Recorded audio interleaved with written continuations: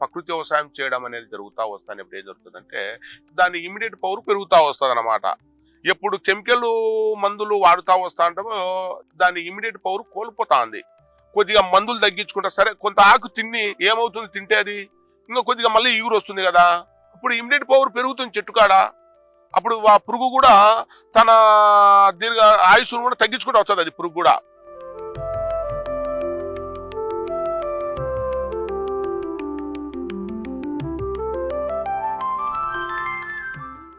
ప్రతి రైతు మనం ఆలోచించాల్సిన ఏంటి అంటే ముందు మనము రసాయనిక ఎరువులు అనేది తగ్గించుకుంటూ వచ్చేదానికి ప్రయత్నం చేయండి.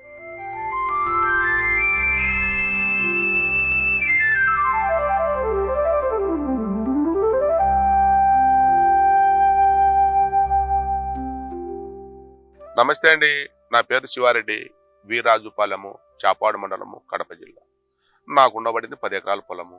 ఈ 10 ఎకరాల పొలంలో నేను వ్యవసాయం చేసుకుంటూ జీవనాధారం బతుకుతుంటే మా భార్య నేను దాని గుండా మేము గ్రౌండ్నట్ ప్లస్ ప్యాడీ ఇట్లా వాడుకుంటూ వస్తున్నాము. దానివల్ల కొద్దిగా ఖర్చులు ఎక్కువ అవడంతో సరే హార్టికల్చర్లోకి వెళ్ళిపోదాం అనుకుని మేము హార్టికల్చర్లోకి వెళ్ళిపోయాము. తెచ్చి మొక్కలు నాటినాను. మొక్కలు నాటిన తర్వాత ఒక 3 సంవత్సరాల వరకు దాంట్లో ఇద్దరు మా భార్య నేను చాలా నీళ్లు పోసుకుంటా దాంట్లోకి పోసుకొని దాంట్లో సాకి పెద్ద చెట్లను చేసుకున్నాము. ఆ తర్వాత కొద్దిగా రసాయనిక ఎరువులు ఇవన్నీ వాడడం వలన డ్యామేజ్గా ఈ చెట్లు కానొస్తా ఉంటే అక్కడ నుంచి ఈ డ్యామేజ్ అవుతున్నాయి ఏమిటి ఎక్కడ అని మాకు అప్పటికి అర్థం కాకుండా ఆలోచన చేస్తున్న వల్లనే ఇక్కడ దగ్గరలోనే పొల్లవల్లిలో రామాంజులని ఈ ప్రకృతి వ్యవసాయానికి పీడిగా పనిచేస్తున్నాడు. అతను ఈ దావన పోతా ఉన్నాడు. అతను ఇట్లా నిలబెట్టి నన్ను శివారెడ్డి గారు ఇట్లా నువ్వు ఏం చేస్తున్నావు ఎట్లా అని అంటే ఇట్లా చెప్పాను. చెప్తే ఆయన అట్లానా అని చెప్పి ఆయన నవధాన్యాలు అవి ఇచ్చి నాకు ఇట్లా చేసుకొని ప్రకృతి వ్యవసాయంలోకి వెళ్ళిపో శివారెడ్డి గారు అని చెప్పి నాకు ప్రోత్సహించి సలహా సూచన ఇచ్చినాడు.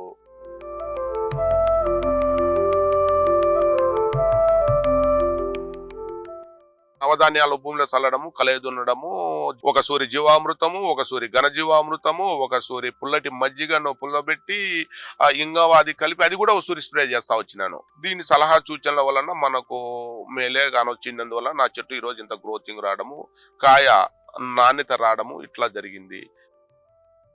డ్రిప్ సదుపాయం అనేది లేక వాటర్ సప్లై బారగట్టుకుంటాం. చెట్లలో గడ్డి పడడము విపరీతంగా ఉన్నది. ఈ రామాంజులు అతనే డ్రిప్ కూడా నాకు ఇట్లా వేసుకొని మంచిది ఇట్లా డ్రిప్ రూపంలో చేసుకొని తక్కువ నీటితోనే మొక్క తీసుకుంటుంది మనకు దిగుబడి ఇస్తుంది అని చెప్పడంతో ఇంకా కొద్దిగా డ్రిప్ తీసుకొని మనము ఇంకా డ్రిప్ను కూడా సప్లై చేశాను. నేను ఇది చేస్తే ఇంకా బాగా మంచి ఆ నుంచి ఇంకా బాగా దిగుబడి వస్తుంది.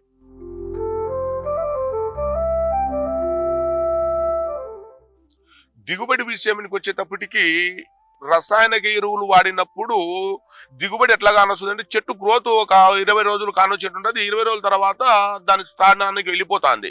అదే జీవామృతం వాడడం వలన క్రమేణగా గ్రోతింగ్ పెరగడము, కాయ సేవింగ్ రావడము, దిగుబడి పెరుగుతుంది. నాకు బాగా ఎకరాకు 6వ సంవత్సరంలోనే నాకు ఎకరాకు 8.5 టన్ను దిగుబడి ఇచ్చింది. నాకు అంటే నాకు ఖర్చు తగ్గింది. ఎకరాకు 30 నుంచి 35 వేలు ఖర్చు కన్నా ఎక్కువ రావడం లేదు. నాకు 1 లక్ష రూపాయల ఇన్కమ్ అయితే మిగులుతుంది. 10 ఎకరాల మీద 10 లక్షలు మిగిలినా కానీ ఇంకా భార్యాభర్తలు ఇద్దరం కష్టం చేసినా సరిపోతుంది అనుకునేట్టే భావనలో ఉండం మేము. ఇప్పుడు మన వాళ్ళు రైతులు ఎవరేం చెప్పినా నేను ఒక చెట్టుకు వచ్చేసి 10 కేజీలు వేసినా 15 కేజీలు వేసినా అందరి చెక్క 50 చెక్క అని చెప్తున్నారు కదా, అంత పెట్టుబడి అవసరం అంటావా ఈ చెట్టుకు అంత తీసుకునేది?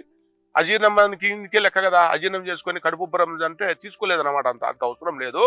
నాకు తెలిసి నా సొంత ఆలోచనతో నేనేం చేశానంటే, ఒక డ్రమ్ము 200 లీటర్ నీళ్లు పట్టాను. 200 లీటర్ డ్రమ్ములో 2 కేజీలు యాప చెక్క, 2 కేజీలు ఆందపు చెక్క, 2 కేజీలు వేరుశనగ చెక్క, ఈ మూటను వేసి 15 రోజులు బాగా కలయి తిప్పండి. దాన్ని బాగా కుళ్ళుతుంది. 15 రోజులకు బాగా వాసన స్మెల్ వచ్చేస్తుంది. అది 200 లీటర్లు వచ్చేసి ఒక 2 ఎకరాలు పంపించండి. 2 ఎకరాల కంటే 200 చెట్లకు, 200 చెట్ల కంటే 2 లీటర్లు పోతాయి చెట్టుకు. ఇబ్బంది ఏమిటంటావు? 15 రోజులు కూసి పంపేర్రి. చెట్టు యాక్టివ్గా ఉంటుంది, తక్కువ ఖర్చు అవుతుంది, మంచి దిగుబడి వస్తుంది. తక్కువ ఫుడ్తోనే, తక్కువ పెట్టుబడితోనే ఎక్కువ ఇన్కమ్ వచ్చేదానికి ఆలోచన చేయరు అన్నగారు.